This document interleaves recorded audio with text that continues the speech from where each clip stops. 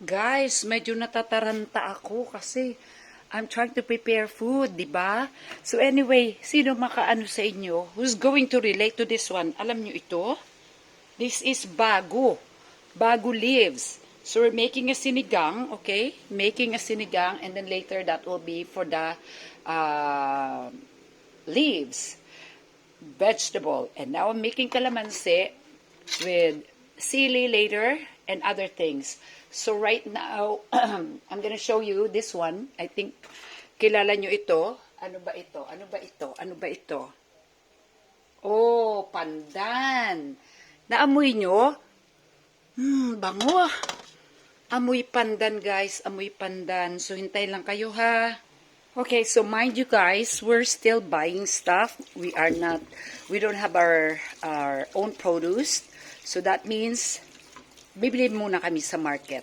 And this time, this calamansi, sometimes it's 120 per kilo. But right now, it's only 20, 25 pesos. So it's time to stock up, you know. If you want to save money, you have to buy foods that are in season. Otherwise, it's going to be expensive. I have banana, okay? Medyo, kasi wala pa akong camera na proper, kaya eto ganito lang ang nangyayari sa akin in between. So like I said, this bago, you know, nowadays, we know that there's a lot of food that are being planted with plenty of pesticides or anything that is not really natural. So I figured now that I'm here in the farm, we go to the market. Sunday is the marketplace, market time. I buy the most native vegetable. I told my husband, stop buying cabbage or anything like that unless you want to make pancit. Otherwise, we're stuck with kamansi, you know, kamansi, and then breadfruit, and jackfruit, and the one that I told you, the talbos ng kamote, and guess what? Hold on. It's not ready yet. I was gonna show you what I have. This banana, it's not set yet, our table, okay? And look what I have. Kamote, fried kamote, and of course, tingnan natin kung sino ang may alam nito. Uy, lots of fish. Fried fish. It's yummy, yummy. It's mixed already, guys. So, never mind. Now, this one. Yung talbos ng, ano to? Ang sarap. Kinamay ko yung ano nga to? Guys, dahon ng kalabasa. This is my first time here that I made this. I've been in the country for the last almost 2.5 years. Hindi ako nakaluto ng ganyan to. So may pinirito yan dyan sa loob. Ang sarap talaga. Pause muna ha. Marami pa akong gagawin. So I'm not fond of making sausawan na maraming soy sauce. So lalagyan ko ito ng pink salt. Masarap, Himalayan salt, and this one, the sili one, okay? And let me bring you to my husband. Hold on, I'll go out. Guess what we have? Anong niluto mo dyan pa?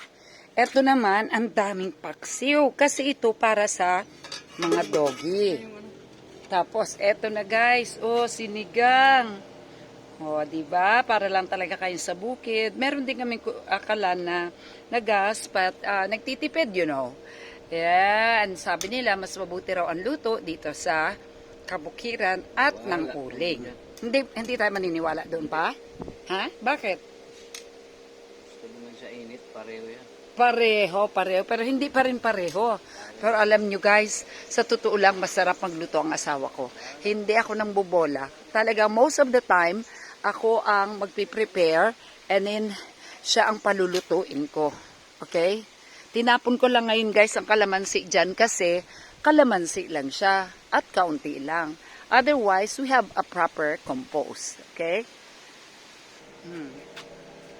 This is electric, run by electric.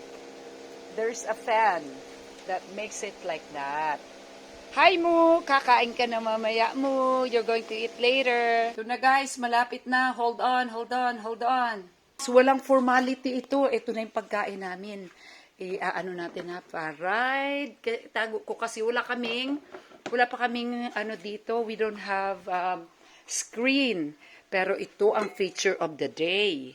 Kasi yan eto na guys. Yan ang isda dyan. Alam ko, miss na miss nyo na yan. Lalo pa sa mga tao, people from the north. Ay nako, you're gonna love this one. Okay? So yan.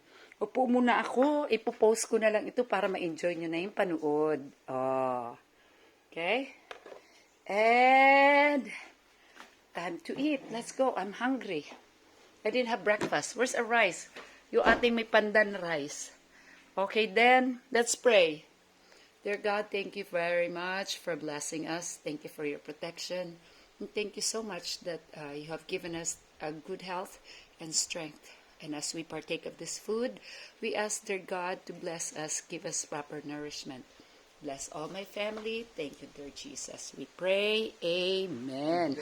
Oh, wow. I forgot. May sinigang pa pala kami, guys. Wait lang, Jody. Alisin mo ito. Dito na lang yan. Oh, at yan dyan. May sinigang pa pala kami. Wala nang lipat-lipat kasi some of our caldero is still on the other house. We just recently moved. Was it Friday or Thursday afternoon? And most of our stuff is still there. Yung mga kaldero namin. Kasi meron na dito. Kaya, can you please get us, give us a taste of this one. This one has lots of fish in there as well. Okay? So, yummy. Bon appetit, everybody. Well, goodbye for now, guys. Let's have our meal.